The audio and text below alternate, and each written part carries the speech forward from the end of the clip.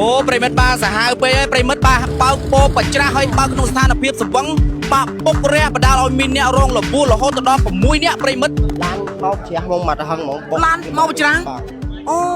ជាមនុស្សប្រុសឬមកមនុស្សស្រីបងគាត់ស្វឹងប្រុសស្វឹងទៀតស្វឹងចូលមកចោះមកធំស្រាលឡើងហួងស្វឹងឡើងចូលហ្មងអូហើយបុកនេះអ្នករងលបួលប្រហែលអ្នកបង6អ្នកតែក្មេង6អ្នកក្មេងម្នាក់អត់អីក្មេងអ្នកគេជួយទាន់អូមកទៅលបួលលឿនទេបងអូលឿនមកបាយបាច់ចង់និយាយថាបាច់ច្រាស់គេឲ្យលឿនទៀតជ្រះមកហឹងមកហ្មងមិនមែនណាបើសិនយើងបត់មកជ្រះគេវាយសញ្ញោឯងតិចតិចអាហ្នឹងវាមិនសូវអីនេះគាត់ដល់មកហឹងហ្មងមកមកហឹងចូលហ្មងសញ្ញោមានអីមកហឹងហ្មងសាហាវពេកហើយបាទបោះសម្ដីសិតបុកឲ្យបាក់ខោងាប់បាក់អីពីចុះទៅលើឡានហ្នឹងបោះសម្ដីថាម៉េចបងសម្ដីឲ្យអ្នកនៅខាងនោះគាត់ទៅមើលដល់ប្តីប្រពន្ធគាត់ទេហើយគាត់អត់ដឹងថាអ្នកខាងនោះគេត្រូវមកអ្នកមកទេដល់ពេលគាត់ប្រាប់ថាខាងនោះគេបាក់ជើងទៀតចាំបាញ់នៅនឹងសិនហើយចាំបលីមកគាត់ថាបើបាក់ជើងผมបុកឲ្យបាក់ខោងាប់ហ្មងគាត់បងជំរាបសួរបងពេលហ្នឹងហេតុការយ៉ាងណាដែរបងឡានមកជ្រះមកមាត់ហឹងហ្មងឡានមកច្រាស់អូអ្នកបើកបោកប្រហែលអ្នកបងម្នាក់ឃើញម្នាក់ឯងទេជាមនុស្សប្រុសឬមកមនុស្សស្រីបងគាត់ស្វឹងប្រុសស្វឹងទៀតស្វឹងចូលមកចោះមកធំស្រាលឡើងហួងស្វឹងឡើងចូលហ្មងអូហើយបុកនេះអ្នករងលបួលប្រហែលអ្នកបង6អ្នកតែក្មេង6អ្នកក្មេងម្នាក់អត់អីក្មេងម្នាក់គេជួយទាន់អូមានប្តីប្រពន្ធគាត់2អ្នកហើយខាងនោះគេបែកក្បាល2អ្នកហើយបាក់ជើងអញ្ចឹងបានន័យថាក្នុងហេតុការណ៍នេះមានអ្នករងលបួលស្រាលនឹងធ្ងន់សរុប6អ្នកបាទអូមកទៅលបួលលឿនទេបងអូលឿនមកវាយបាច់ចង់និយាយថាបាច់ច្រាស់គេឲ្យលឿនទៀតជ្រះមកហឹងមកហ្មងមិនមែនណាបើសិនយើងបត់មកជ្រះគេវាយសញ្ញោឯងតិចតិចអាហ្នឹងវាមិនសូវអីនេះគាត់ដល់មកហឹងហ្មងមកមកហឹងចូលហ្មងសញ្ញោមានអីមកមកហឹងហ្មងឲ្យភ្លើងសុំផ្លូវសុំអីមកមកហឹងហ្មងសាហាវពេកហើយបាទបោះសម្ដីសិតបុកឲ្យបាក់ខោងាប់បាក់អីពីចុះទៅលើឡានហ្នឹងបោះសម្ដីថាម៉េចបងសម្ដីឲ្យអ្នកនៅខាងនោះគាត់ទៅមើលដល់ប្តីប្រពន្ធគាត់ទេហើយគាត់អត់ដឹងថាអ្នកខាងនោះគេត្រូវមកអ្នកទេដល់ពេលគាត់ប្រាប់ថាខាងនោះគេបាក់ជើងទៀតចាំបាញ់នៅនឹងសិនហើយចាំបលីមកគាត់ថាបើបាក់ជើងผมបុកឲ្យបាក់ខោងាប់ហ្មងគាត់និយាយចឹងហ្មងបាទបុកគេបាក់ជើងហើយចុះមកដល់ថាបងបាក់កងាប់ហ្មងបោះសម្ដីបុកឲ្យបាក់កងាប់ហ្មងបាទអេសាហាវគាត់ធ្វើអីគេបាទងាប់ឲ្យសងលុយបាក់កងាប់សងលុយហ្មងប៉ុណ្ណាមើលទៅគាត់អ្នកមានណាស់យ៉ាងនោះមើលក៏យ៉ាងណាមានអីបាទ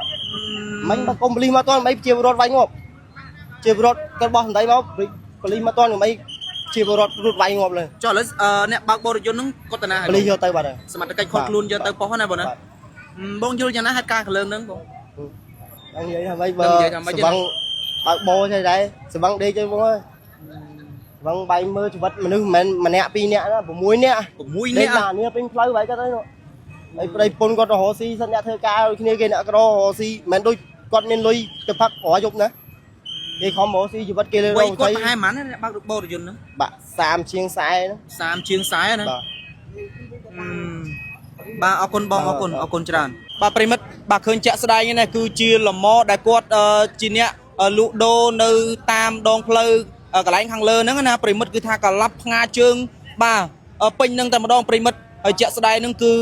បាទអ្នករងលបួលតាមការបញ្ជាក់រហូតដល់6អ្នកឯណោះប្រិមិត្តមានអ្នករងលបួលស្រាលនឹងធ្ងន់ផងដែរឥឡូវត្រូវបានបញ្ជូនទៅកាន់មន្ទីរពេទ្យដើម្បីធ្វើការសង្គ្រោះបាទទៅលើអ្នកលបួល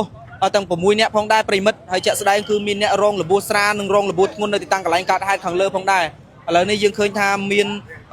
ភាពបាទចលាចលក៏ដូចជាអល់អ៊ូអពេញនឹងតែម្ដងប្រិមិត្តហើយករណីនេះគឺវាសាហាវពេកបាទណែយើងឃើញជាក់ស្ដែងហ្នឹងណាម៉ូតូនេះគឺបាទវាចអស់ហើយខ្ទេចអស់ហើយបាទម៉ូតូគឺខ្ទេចអស់ហើយប្រិមិត្តម៉ូតូនេះម៉ូតូដឹកអីគេណាម៉ូតូដងល្មមឯងបងណែម៉ូតូដងល្មមឯងអូអ្នករងលបួលម៉ាអ្នកបងអត់ដឹងទេណាបងណែអូទៅមកដែរបងវាសាហាវពេកហ៎បាទអូបាទបងនៅចិត្តហ្នឹងដែរទេបងអីបាទប្រិមិត្តណាគឺខ្ទេចតែម្ដងម៉ូតូអានេះម៉ូតូសដងល្មម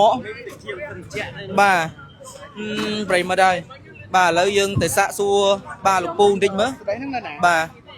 ឲ្យសមត្ថកិច្ចគេដោះស្រាយតាមច្បាប់ទៅបាទហើយបុកគាត់បញ្ជាទាំងពីរប្រវាយណាមកខ្ញុំអត់ដឹងខ្ញុំអត់ទាន់ទេបាទហើយបងមកដល់ឃើញលបួលពុនស្រាទាំងអស់ប្រហែលអ្នកបងខ្ញុំអត់ទាន់តែ2នាក់ទេពុន2នាក់ដែរដែលយកទាំងមុនហ្នឹងហើយមិនធម្មតាបាទបើកបាទបុកបាទគឺបើកបច្ច្រាស់គេតែម្ដងប្រិមិត្តបើកបច្ច្រាស់មកណាហើយបច្ច្រាស់ហើយមិនមែនលបឿនយឺតទេប្រិមិត្តបុកបាទលបឿនលឿនមែនតើបុករះបដាលឲ្យមានអ្នករងលបួលរហូតដល់6នាក់បាទរថយន្តដែលជាប្រភេទរថយន្តម៉ាកព្រុសបាទណោះប្រិមិត្ត គឺថាខ្ទេចខាងផ្នែកខាងមុខហើយម្ចាស់រថយន្តនឹងបើកបោក្នុងស្ថានភាពស្វឹងតែម្ដងប្រិមិត្តណាយើងមកមើលជាក់ស្ដែងណាម្ចាស់រថយន្តត្រូវបានគាត់សមត្ថកិច្ចធ្វើការខាត់ខ្លួនដើម្បីទៅប៉ុស្តិ៍ដើម្បីធ្វើការសួរនាំផងដែរប្រិមិត្តហើយយោងទៅតាមប្រភពព័ត៌មានបឋមដែលយើងទទួលបានហ្នឹងគឺរថយន្តម៉ាកព្រុសមួយគ្រឿងហ្នឹងគឺបើកបោក្នុងស្ថានភាពស្វឹងបាទបច្ច្រាស់ផ្លូវគេបាទបើកបច្ច្រាស់ហើយមិនមែនបើកយឺតទេប្រិមិត្តបើកលឿនខ្លាំងមែនតើបាទបុកបាទជនរងគ្រោះបដាលឲ្យមានអ្នករងរបួសនៅតាំងកន្លែងកើតហេតុហ្នឹងដល់រហូតដល់ទៅ6នាក់ឯណោះឥឡូវនេះត្រូវបានបញ្ជូនទៅកាន់មន្ទីរពេទ្យដើម្បីធ្វើការសង្គ្រោះបាទផងដែរហើយជាក់ស្ដែងម្ចាស់រថយន្តដែលជាអ្នកបើកបរហ្នឹងគឺបាទត្រូវបានសមត្ថកិច្ចធ្វើការឃាត់ខ្លួនបាទបញ្ជូនទៅកាន់ប៉ុស្តិ៍ដើម្បីធ្វើការសួរនាំនិងធ្វើតាមនីតិវិធីផងដែរប្រិមិត្តហើយយើងមកមើលបាទស្លាកលេខរថយន្តបន្តិចប្រិមិត្តបាទណែជាប្រភេទរថយន្តព្រុសបាទពាក់ស្លាកលេខភ្នំពេញបាទពី BP 93និង52បាទប្រភពព័ត៌មានបឋមនោះគឺគាត់បើកបច្ច្រាស់មកហើយបើកលឿនទៀតប្រិមិត្តហើយស្វឹងទៀតបាទអញ្ចឹងបុកគេបដាឲ្យរងរបួសរហូតដល់6នាក់នេះសាហាវពេកហើយប្រិមិត្តបាទអញ្ចឹងករណីហេតុការណ៍ខាងលើនេះគឺបង្កឲ្យមានភាពភ្ញាក់ផ្អើលខ្លាំងមែនទែននៅតាំងកន្លែងកើតហេតុបាទនៅតាមបណ្ដោយផ្លូវជាតិលេខ4បាទនៅសង្កាត់ចំចៅទី3ខណ្ឌពោធិ៍សែនជ័យរាជធានីភ្នំពេញផ្ទាល់តែម្ដងប្រិមិត្តហើយហេតុការណ៍ខាងលើនេះបានកើតឡើងនៅថ្ងៃទី6ខែ7ឆ្នាំ2026ផងដែរប្រិមិត្តបាទអរគុណប្រិមិត្តសម្រាប់ការតាមដានទស្សនាព័ត៌មានហើយនេះគ្រាន់តែជាព័ត៌មានបឋមដែលខ្ញុំទទួលបាននៅទីតាំងកន្លែងកើតហេតុតែប៉ុណ្ណោះបាទព័ត៌មានទៅជាណាទៀតយើងនឹងអាប់ដេតនៅពេលក្រោយផងដែរប្រិមិត្តបាទសូមអរគុណពីខ្ញុំបាទធុនធ្វើសេចក្តីរាយការណ៍សូមអរគុណសូមគោរពលា